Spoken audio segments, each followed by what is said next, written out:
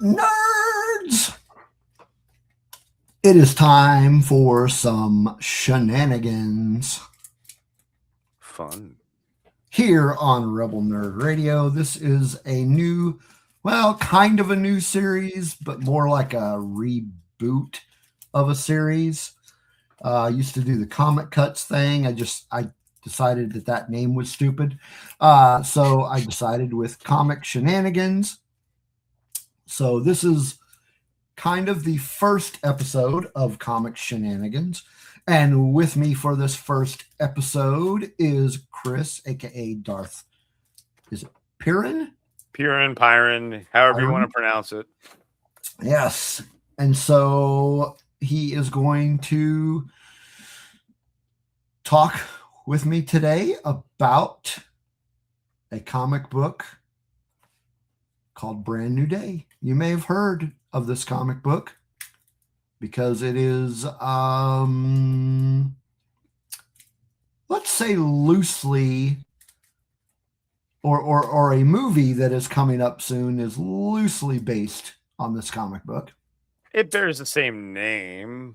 It does bear the same name. See how connected it is. There are very, just based on the trailer that we've seen and the synopsis that we know of, there are very subtle, slim comparisons. Very slim comparisons, if you ask me. But we're not here to talk about the movie. No. We did a trailer reaction last week when the trailer hit. So you can see that on our YouTube channel. Make sure that you go, like and subscribe and all that cool stuff on our YouTube channel there. And you can hit us up on all our awesome social media at, as soon as I can find the banner here. There we go. bio.link/Rebel Nerd Radio. Check us out there. And let's move on. Let's talk about Spider-Man. So, just a real quick kind of intro here. So, Brand New Day was the relaunch of the Amazing Spider-Man series following the events of J. Michael Straczynski's controversial, I can't talk today, One More Day. And just a real quick recap on that. Basically, the whole idea behind that story arc is Aunt May has been shot and she's dying, and Spider-Man / Peter Parker has gone all over the Marvel Universe trying to get somebody to help him keep her alive, and nobody will do it until he runs into a little girl who introduces him to Mephisto. And Mephisto says, yeah, I'll help you out. I'll keep her alive, but I'm going to take your marriage. You and Mary J will no longer be married. So he kind of resets Spidey's life.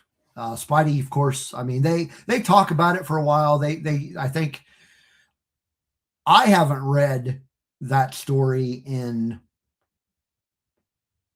a long time. Probably since it came out.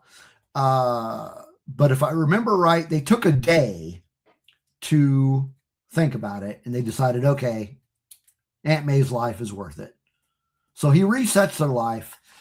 And so he's not dating. He's broke. It's kind of a back to basics Peter Parker.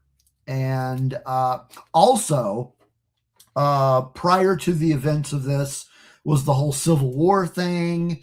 And Spidey did unmask himself, revealed that he was Peter Parker. It resets that as well. So nobody knows that Peter Parker is Spider-Man. So it basically just resets everything. Hey, Spencer, how's it going? I thought you weren't going to make it. Cool. Good to see you. And Smirking Bear is also in the chat with us. How's it going, guy? Let's see. Spencer is saying, also important to say that during this time there was a lot of Spidey. Okay, yeah, I was going to mention that. Before Brand New Day, there were, off the top of my head, I remember 3 Spidey books. There was Amazing, there was Sensational, and I know there was another one. I can't remember what it was called, but they chopped those all away. The only one that was running was Amazing Spider-Man, but it was running like 3 times a month, so we got a lot of Spidey during this thing. Another thing I want to mention about Brand New Day is that it was the first story arc to feature the, I could say maybe iconic and very long run of a Mr. Dan Slott. Spencer, I don't remember. Crap. Now, okay, I'm going to look it up because now I can't. Something that's going to Friendly Neighborhood Spider-Man was the name of it. Yeah. Friendly Neighborhood Spider-Man was the third one. Now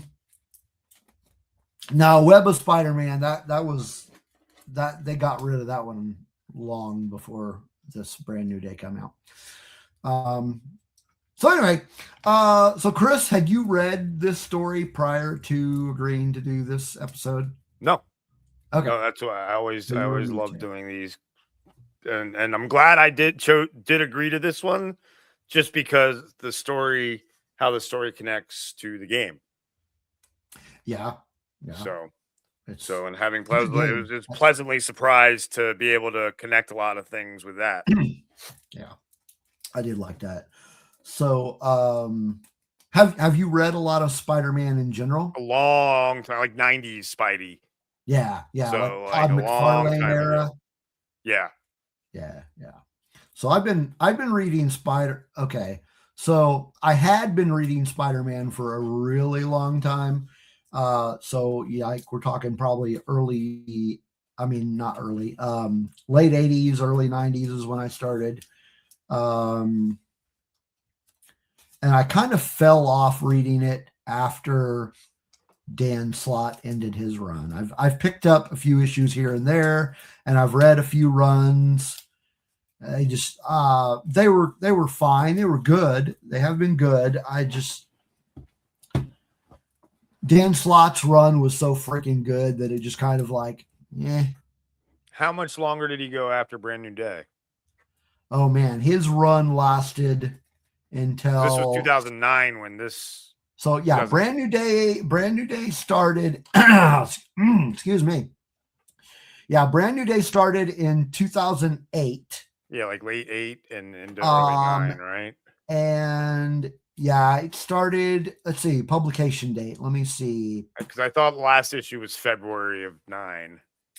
Okay, yeah, his so the first issue of Brand New Day was January of 2008. Oh. And so Dan Slott. So Dan Slott was he wrote it for a long time and then stopped and then picked it up again. So his run lasted 2018, says Spencer. 2018. I thought he had picked up another. Actually, that was an Amazing Spider-Man. He did have another run of Spider-Man in a different title for a while after that. But yeah, he had a good 10-year run. Yeah, and it was great. I loved his run. He is, at least to me, he is the Amazing Spider-Man writer by which all others are measured. I liked his run that much. It was just such a freaking phenomenal run. So we got a new creative team with Brand New Day. Peter he's broke, he's single, nobody knows he's Spider-Man. And so we start with we kind of start fresh. Would you say that Brand New Day is a good jumping on point for new readers?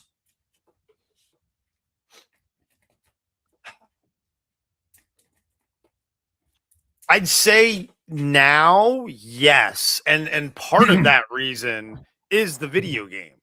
It's so many people have played it that they would start reading this and realize that, oh my gosh, this is connected, and they start getting interested. Yeah. I think, because you don't have your standard rogue gallery of Spider-Man villains in this. Okay. So or adversaries, should I say? They're not all villains. Adversaries, should I say? So it's kind of like, it puts you kind of in the middle of the universe, while a good jumping off point. Sorry. Seeing what Spencer says, Peter's problems sound a lot like mine. Well, no, you're not out there macking girls. We tried to get you on Tinder, Spencer, but you're not out there macking girls. So like in Brand New Day at the beginning. But I think for this current, like the era we're in, because what Insomniac Games did for Spider-Man, for the general public, that even people who don't necessarily go see the movies, then this would be a very good jumping off point for now. I think if you were someone who hadn't played the game, it might be a fun read, but it not necessarily a good jumping on point to start Spider-Man. See, now I think it's a good jumping on point because it starts everything fresh. Like, you don't need to, I don't think you need to know a whole lot of backstory to read this. Now, it would be good to have some background, but I think it's a decent starting off point for new readers. That being said, I hadn't thought of the connection to the video games until you mentioned it the other day, and I'm like, yeah, because you got, it really is. You got Jackpot. You got Mr. Negative. Mr. Negative is the main villain. I mean, Jackpot's got her own DLC basically. Side quests. I mean, basically, it's like a DLC essentially because of all the side quests for it. And then it just really Aunt May at the volunteering at the soup kitchen. At the feast. Screwball. Screwball. Yeah, you got Screwball. Now, one thing. Okay, one new villain I don't think was in the video game was Menace. Yeah, he was not. I don't think he because was they used Green Goblin in the game. So Menace was Menace was definitely, but Mr. Negative definitely was heavily featured there, and so this Brand New Day is the first appearance of Mr. Negative.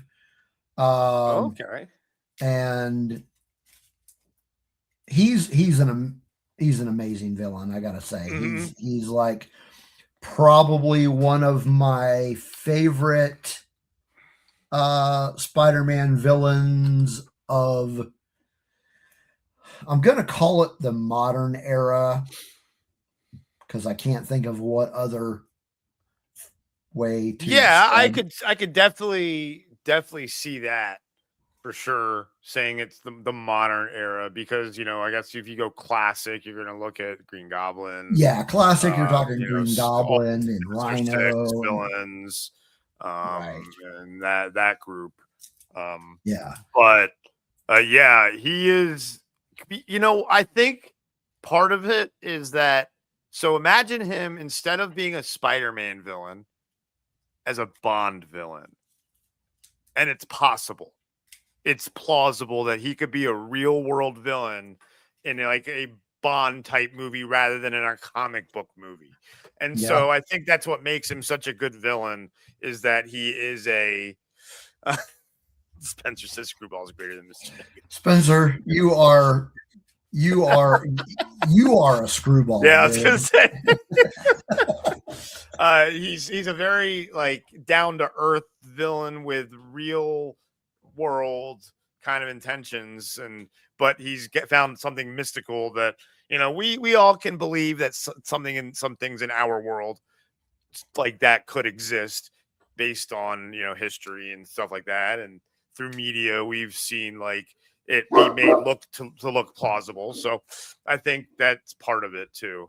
And then, of course, he runs a shelter that helps too. It's like the ultimate villain. What a douchebag, He's fucking using a shelter helping poor people, but laundering money like that, though. Then he's using it to launder money. It's terrible.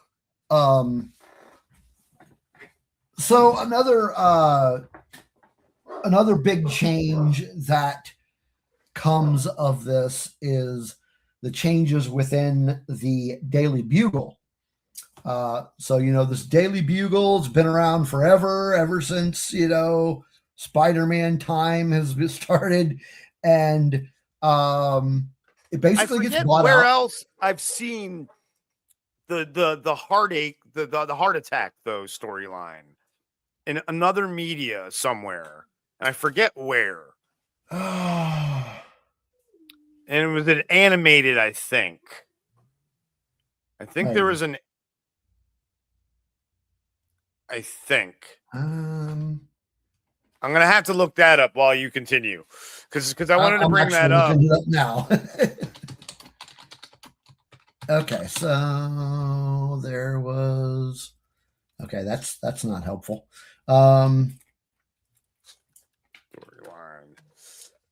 Yeah, no, it keeps referring back to Brand New Day. That's not helpful at all. Heart attack. Oh well.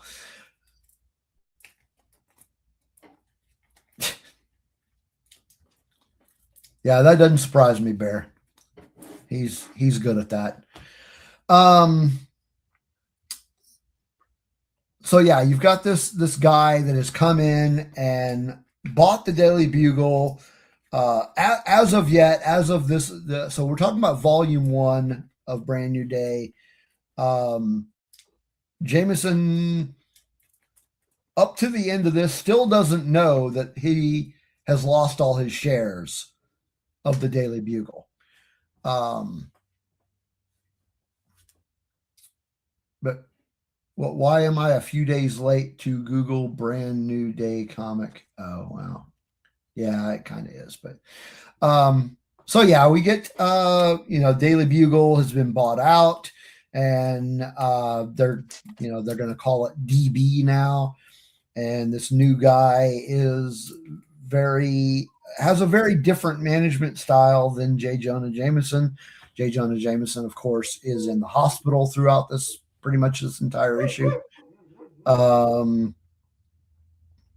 And they don't care about writing Spider-Man stories. They're like, he's old news. We've got other stuff we need to write about. So then they start writing about this new villain menace that has shown up, called the Menace, which is I don't think they actually ever start calling him the Menace until after this series. Now, okay. Well, they refer to him as a menace. Because he didn't want to call him a goblin, right? Yeah, because he didn't want to call him that. But yeah, let me think. What other villains did we get? Well, I just thought.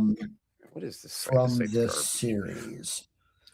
Something to do with Scorpion, I think, though, with that heart attack thing. Anyway, keep continuing. Now I'm trying to think what other. Okay, we got the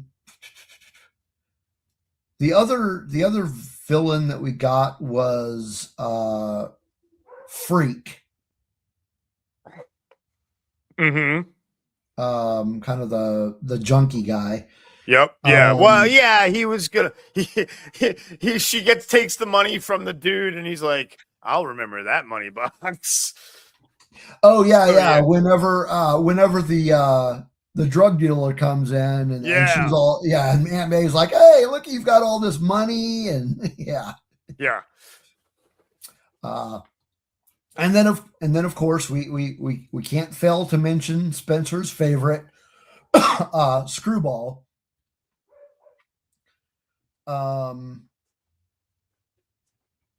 So Screwball is, I mean, he shows up in the first issue, but this character didn't really get more screen time, for lack of a better term, than later in the Amazing Spider-Man run.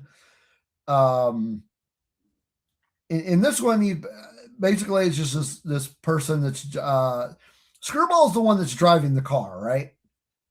Mm-hmm. Yes. Okay, that's what I thought. But later we find out that Screwball is basically this this live streamer. And it's a female. Her name is Liz Allen. And yeah, so she's a live streamer. That's right. Yeah, it is. Yeah, Spencer, it's not in volume 1 of Brand New Day, but it isn't too long after that. It's to where Screwball really gets to shine. But yeah, it's a fun character. But aside from villains, we also get some new supporting characters. Specifically, we get is it Carly or Charlie? Yes, I think it's Carly.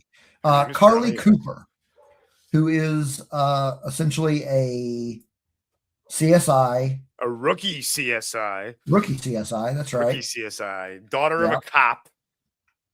That's right. A retired cop. That's right. Or is he dead? Is he dead or retired? They don't really say. They just say that's so and so's daughter.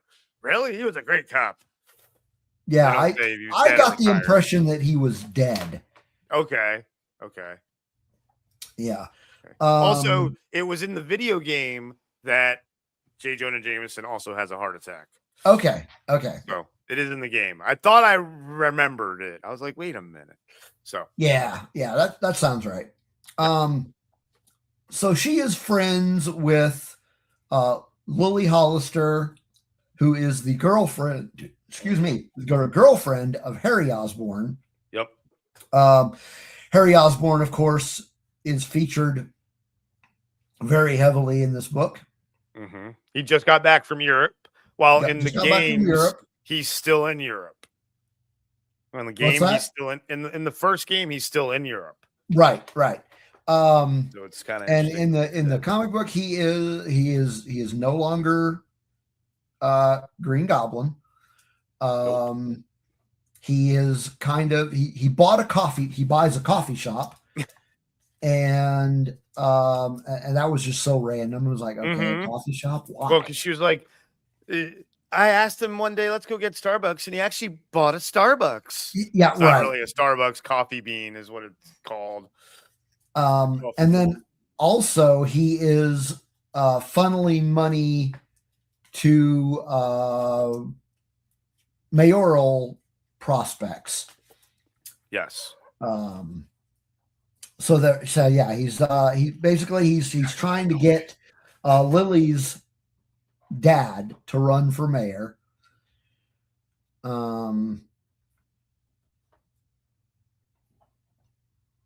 And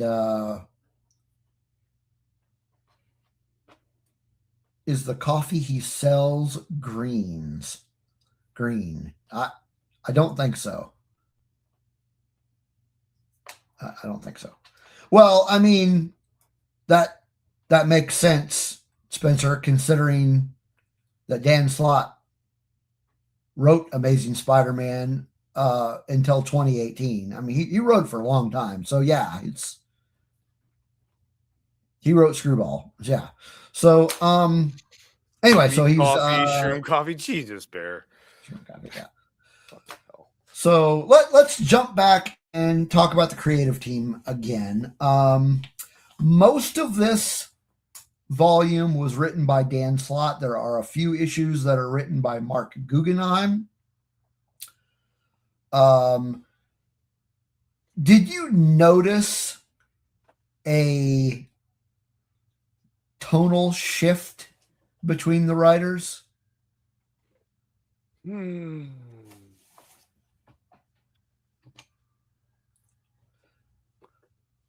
Like I couldn't tell. Like not really, but it's hard to say because it flowed so well. Yeah, I was going to say, without knowing that there are two different writers, would you have known there were two different writers? No, because it flowed so well. It did. It flew. Yeah, it was a good flow. Yeah. So that, but okay, again, like I said, Dan Slott, the greatest writer of Amazing Spider-Man, as far as I'm concerned. It was just a great run. I love his run. I was really sad when his run ended. I was reading Amazing Spider-Man when I found out that his run was ending. I'm like, no. But his final arc was pretty badass too. But let's talk about the artwork. What did you think about the artwork? It was very very modern for its time. It was. It more kind of graphic novelish, which was really cool. Than classic comic. The very kind of rigid edges and you saw the wrinkles in the skin and things like that to really make them, to accentuate them more, which I feel like is more what a graphic novel does than kind of a basic comic book. So that was really cool to see it be more like that than because kind of with the adult themes, it worked well. Yeah, now here, this is an early panel, or a panel that shows up really early in the series or in the book. But I just really like it. But look at how everything just pops. Yeah, everything, every crease and edge of the suit is noticeable. Yeah, and that's really cool. And the color work is freaking amazing too. The artist of that panel, I'm pretty sure that that's Steve McNiven. Very McFarlane's, but yes, that's a great way to. Yeah, I like really, that. Really good. Whoa. Yeah, I really like the artwork in this book. I agree, Spencer, and I think that's what Chris was getting ready to say. It's very McFarlane. Well, no, I was agreeing with. I was looking over at the chat. Oh, okay. No, yeah. I'm pretty sure that was Steve McNiven. But yes, very McFarlane-esque. Yes, Spencer, I agree with that statement too. His final arc is freaking amazing, as is most of his run. I mean, most of his run is just fucking amazing. But yeah, the color work, the artwork, the pencil work, like everything about the artwork was great, and didn't feel like it was trying to reinvent the wheel. For instance, another run of Spider-Man that I really liked was the Bendis run of Ultimate Spider-Man, whereas the artwork on that was almost like he was trying to reinvent things, but this one was not at all. The tone of this book, I really like that it got back into the whole humorous, joking side of Spider-Man. Oh, it almost felt a little fourth wall. Part of sometimes it almost did, and I was very, very impressed by that.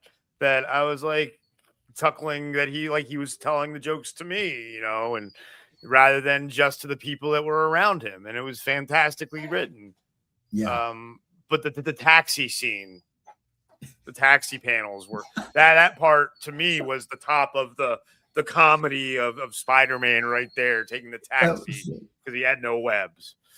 That was so good. And yeah, that was like he spends most of this story without his webbing. Because and here's a little spoiler if you haven't read it. A mugger, so he is hanging out with Carly, and they get mugged, and the mugger takes one of his web bracelets. So when he thinks it's a watch, he thinks it's a watch, right? And so so Spider-Man for the next issue, I guess, is just using the one web, and it runs out. Yeah, so I guess half the web. It's gonna take you get run out in half the time. Yeah. So he's out of web. So he's like, and he refers to it a lot. He's like, and here I am without my webs. Yes. Spencer. How dare you spoil this insert age story? Especially one that I've read before. Oh, man. Sorry, you're 15 years late, folks. So, yeah. So he's he's lost his web. And then oh man, what's another? So this mugger goes and sells all this crap except for the web, because he realizes what it is. He's like, ooh. Yeah, that scene's great too, where he accidentally what? Nothing. Like, wait a minute, what is this? And yeah. And then he realizes that and he's like, wait a minute, that means that guy was the real, oh my gosh. And this guy was running around pretending to be a fake Spider-Man, like with just a Spider-Man mask on, mugging people. And so that's a whole nother side story that, ended up where he died. Spoiler. Yeah. Again. Okay, so we touched on supporting characters, but we have not talked much about we've referred to this character, but let's talk a little bit about Jackpot. So Jackpot is a registered superhero, whereas Spider-Man is not. So everything he is doing is illegal, but she is a professional superhero. And for those of you who are like, wait, registered, that the whole events of Civil War. Yeah, go in the movie, go watch the movie. It makes it a lot easier to understand. Read the comics too. It's great, but we know you people. Yeah, go back and read. Just go back and read. And not everybody has access to the comics. Well, actually, you do, but don't. I'm not going to tell you how because that's illegal. Yeah, so here's Civil War. Yeah, there's a movie too.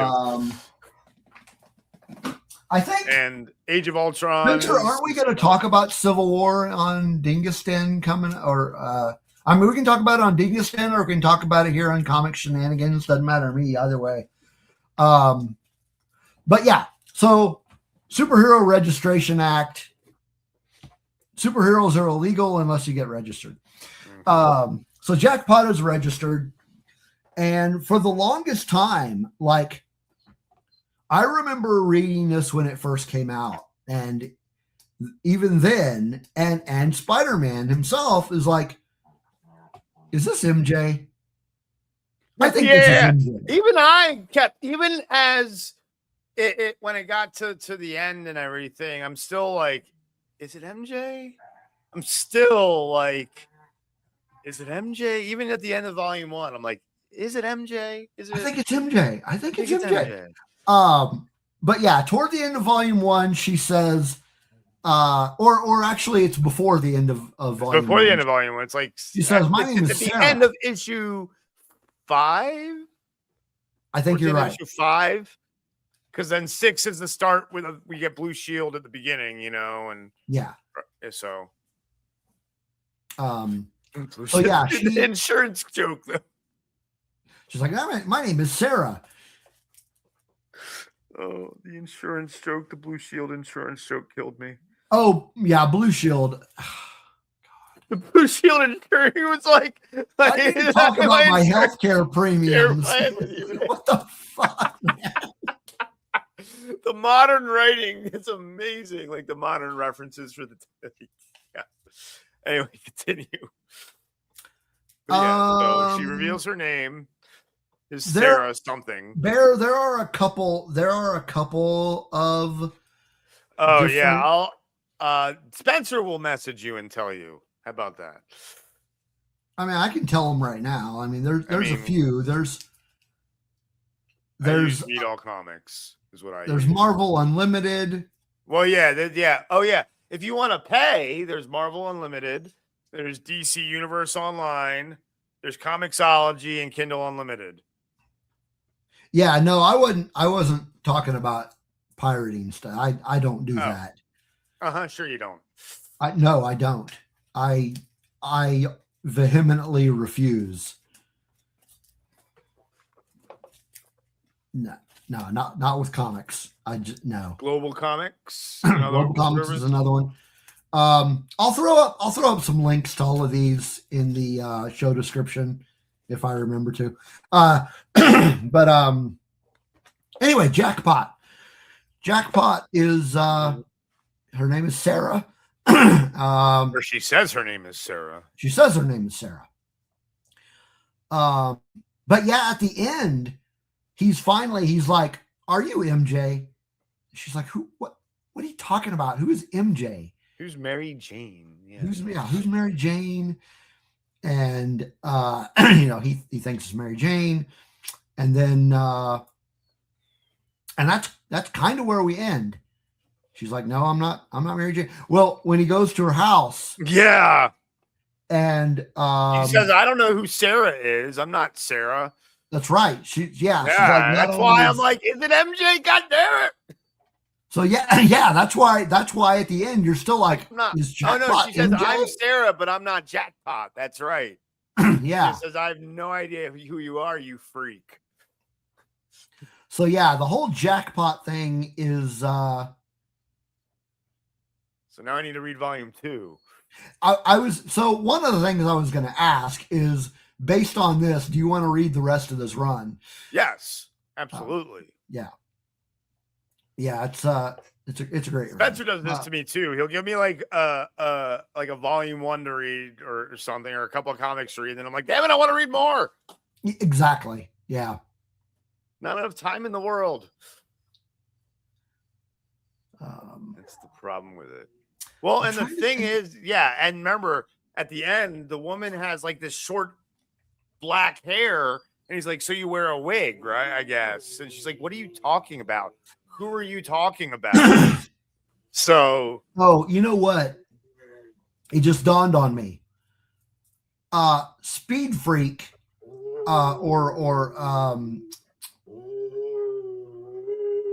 they get is that who we were talking about? Screwball. Screwball is not the person driving the car at the beginning. Oh, it's not? No, that's Overdrive. Oh, okay. Yeah, I was thinking, because like this whole time I'm thinking, I don't think that was Screwball. I could have swore that was somebody else. But yeah, that is Overdrive, who is a completely different character. He's a race car driver, and he is a huge fan of Spider-Man. And he gets at the beginning, he is working for Mr. Negative to find this artifact and deliver it to him. Yeah. And I mean, now that I think about it, I don't think Screwball was in this volume. I don't think. No, but Screwball was in the game. Right.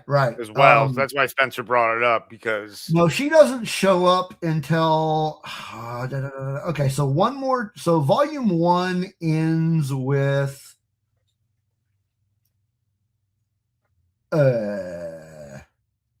Spidey at who we think is Jackpot's house. Right. I'm trying to think. Hang on, I gotta pull up the issues that. Yeah, and that scene with the driver is a flashback scene too, that you're referring to. A flashback? Yeah, when they're showing the driver that Spidey's stopping, or are you talking about the person who's delivering the artifact? Well, Overdrive has the artifact first. Yeah.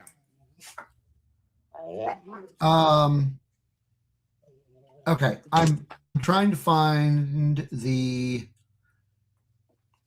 Okay, now, let's so not this mention that the volume, whole reason that the okay, Google what I was trying to get at is this volume ends at issue number 551. Oh, okay. Screwball doesn't show up until 559. Okay, so actually, volume 3 then of whatever.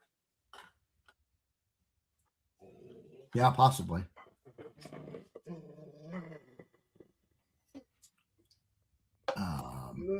Well, it actually depends, because the arcs. It probably skips a couple of issues before volume 2, right? Stop it, guys. Go. But yeah, Overdrive is the guy that's in the car at the beginning.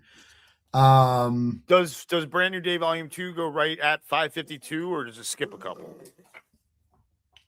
That could be in volume 2. Now I don't remember. Spencer, we need your brain. Like that woman whose jar is in the head in Fallout Season 2. If you know, you know.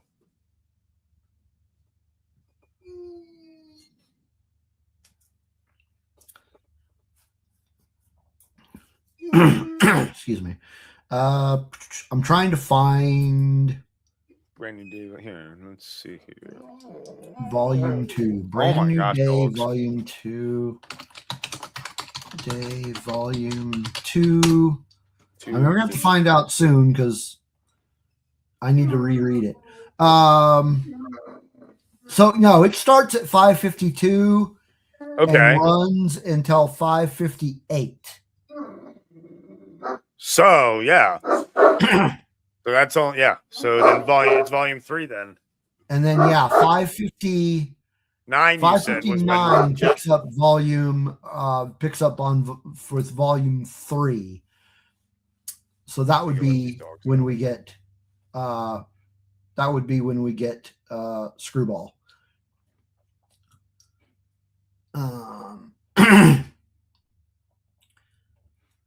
Anyway, other than so we mentioned Mr. Negative, we mentioned Overdrive, we mentioned Jackpot, and Freak.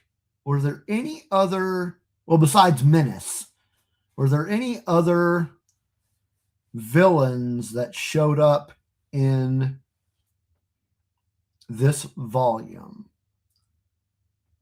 Because I know later in the series we get another I think I lost Chris.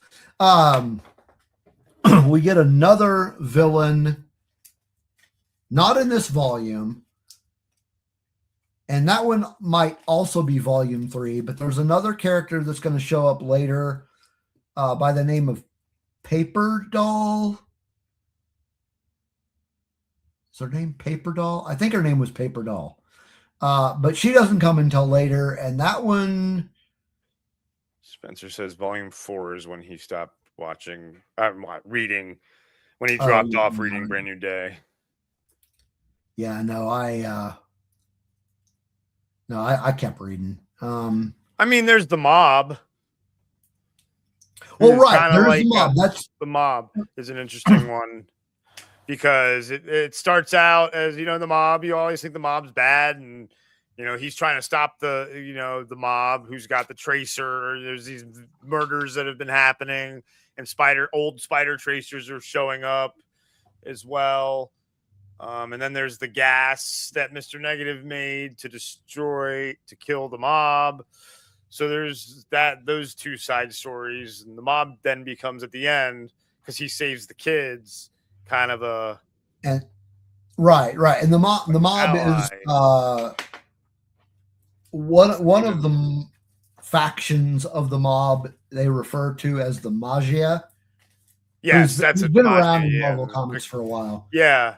The Carnelli family. That's right. It's the Carnelli family. And then there's the one dude who's like the adopted kid of the Carnellis because he didn't die from the gas, because it's DNA gas only, based on the DNA of the people that it kills. And then the one of the leaders of the Magia says that they're indebted to Spider-Man. Yes. He's like, now I'm the cops are in this, other superheroes are my enemy, and the Mob's my allies. What the hell's going on here? What's going on here? Yeah, no, it's crazy. It's a great book. So let's talk a bit about its ties, if any, to this upcoming media project. Upcoming media project. That's a good way to put it. Yeah. That's, you know what this media project has spawned, right? The #1 watched trailer ever. That does not surprise me. Blew the last one away. Does not surprise me. Deadpool and Wolverine, I think, was the last one, and it blew it out of the water.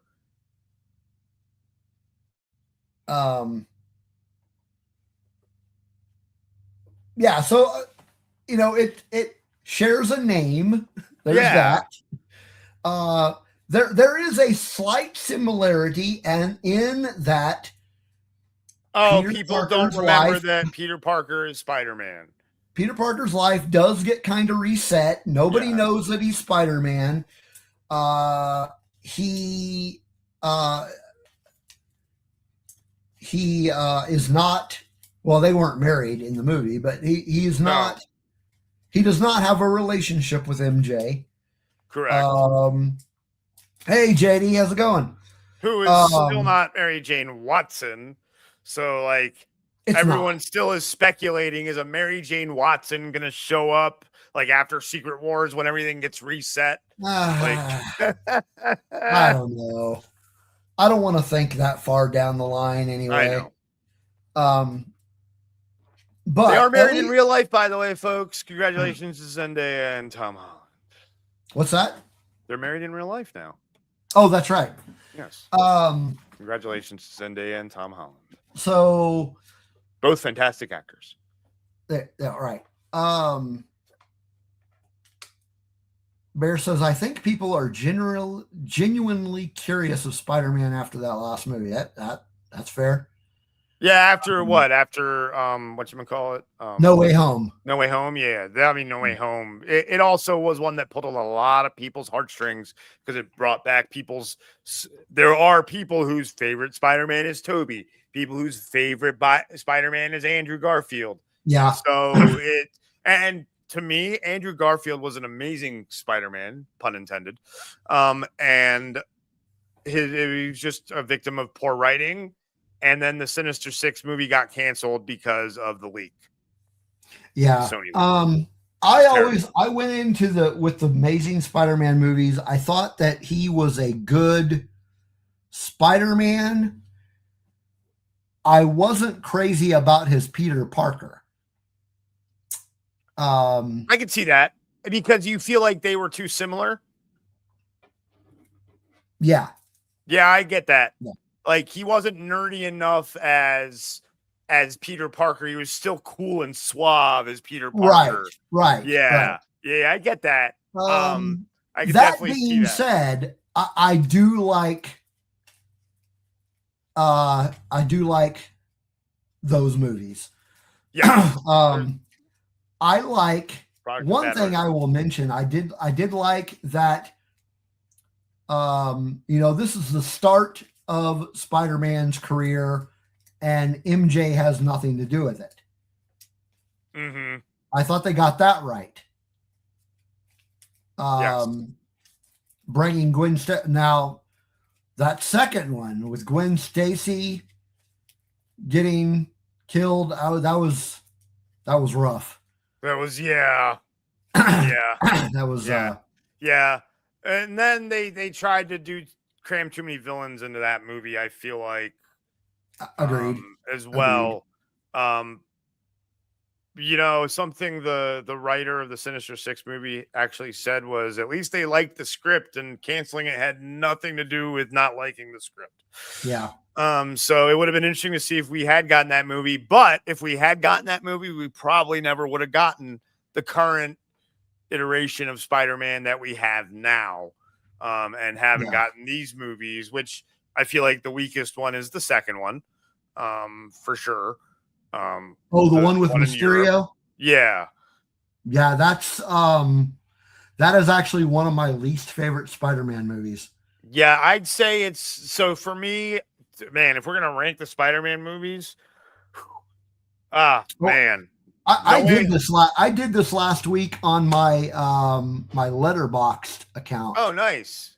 Okay, for me though, I'm gonna say No Way Home is number one because it brings everything that you love together. Then Spider-Man and Spider-Man 2 from the Tobey era. And then probably Homecoming. And then Amazing Spider-Man 1, and then Far From Home, and then Amazing Spider-Man 2. Yeah, my list is a little bit different. I don't know how many people would agree with this one, but mine is number one. That's right, Spencer, Sony, and Craven, and don't forget about Morbin Time. Don't forget about Morbin Time, which is the strongest of those three movies. Correct. It is the strongest of those three. I hate those movies. Yeah. It's not saying a lot, but it is the strongest of those three. But Sony has admitted that they screwed up, and they're resetting the freaking whatchamacallit? The universe. The universe of Spider-Man characters to reset those movies and start them over and try again, as they say. Spencer, we've been talking about it, but we have not scheduled the time to do it. I think the biggest drawback is the fact that we have to rewatch that movie in order to do the review. The fact that you've watched the whole thing is a testament, sir. I tried to watch the whole thing and I had to turn it off at some point. I forget even how I got hardly into it though. Like I not saw it very in the far theater. into it. And I was like, oh my gosh, this is bad. I saw it in the theater and I do not I'm not looking forward to watching it again. I don't blame you. It will I don't know when it will be. We'll have to schedule a time to do it. But yeah, I haven't even watched Craven yet. That's one I need to force myself to try. I actually did not completely despise that movie. So here's my Spider-Man ranking. Okay. And I know there are a lot of you out there that are going to disagree, but these are personal preferences, so get over it. Number one, No Way Home. Number two, Amazing Spider-Man. Number 3, Spider-Man. Number 4, Into the Spider-Verse. Oh, I forgot. Okay, we're gonna add animated. Okay, yeah, I forgot about the animated. I did on mine. Yeah. Number 5 is Amazing Spider-Man 2. Oh my god. Number 6 is Homecoming. You notice Number 7 is Across the Spider-Verse. You can talk about. Number 8 is Spider-Man 2. Number 9 is Far From Home. And number 10 at dead last is Spider-Man 3. Yeah, I didn't even mention that one in my ranking because it doesn't deserve it. It does not. You made Topher Grace a fucking Venom. You don't deserve fucking even mention in my list. That movie was freaking horrible. So bad. So fucking bad.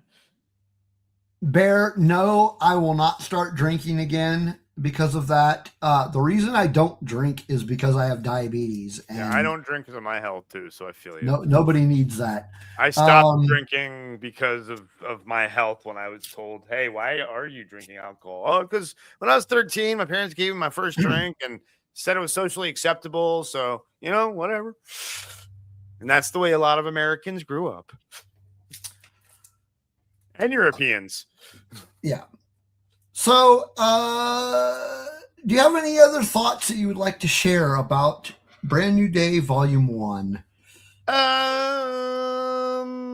I think we covered pretty much everything. I think we didn't talk a lot about we just mentioned the Daily Bugle thing and how his wife was the one who basically took it away from him. And so we quite haven't still seen what the fallout from that is by the end of Volume 1. So by the end of Volume 1, it'll be interesting to see how that turns out.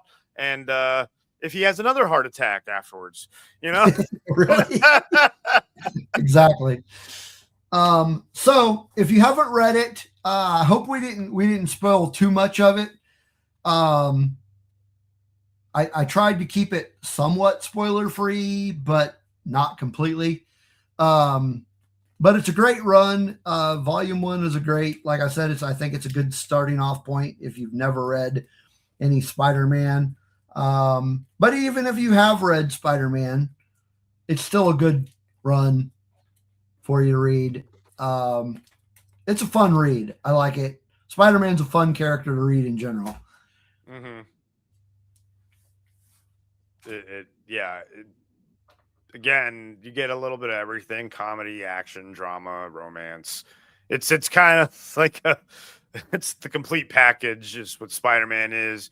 You get the street level stuff, but then you also get the mystical stuff and the other kind of stuff. It's a little bit of everything. And you get Mr. Negative characters. So, the introduction of Mr. Negative, which is cool.